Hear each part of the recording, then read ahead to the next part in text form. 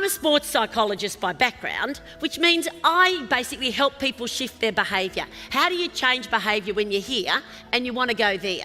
Well, the reality is that it is the struggle that makes you strong. So people who are willing to go through the struggle are usually the athletes that rise and can stay through all the disappointment of the loss.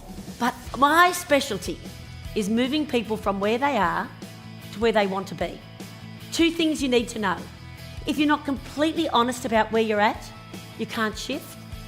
And if you don't have some picture in your head of where you'd like to go, you end up going somewhere you don't want to go. Let's say this is my team. We know that this table needs to have a one-on-one relationship with me. You do not build teams as a group. You build teams one-on-one. The most important words that you will ever hear in your whole life are the words you say to yourself, about yourself.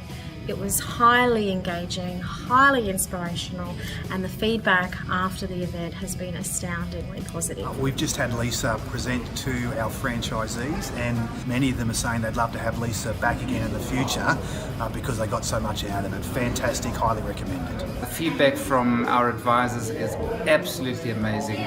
Inspirational, motivational, and honest. Pumps more blood to the brain than any other muscle group. Fantastic position for conferences. You cannot fall asleep in this position. Well, I'm doing this in front of 10,000 Americans in this great big stadium, and they start to chant. Now, of course, do you really fail? Is it fail, or is it simply just doing poorly before we do well? So it is learning, and learning is actually usually from doing something poorly. We learn how not to do it. The reason why most people don't volunteer to get up front and have a go at leadership things is they're worried what people will think about them. But the reality is that 98% of people think nothing about you whatsoever.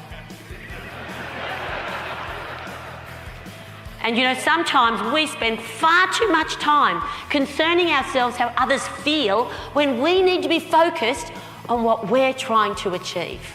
Man, oh man, she blew the socks off our delegates.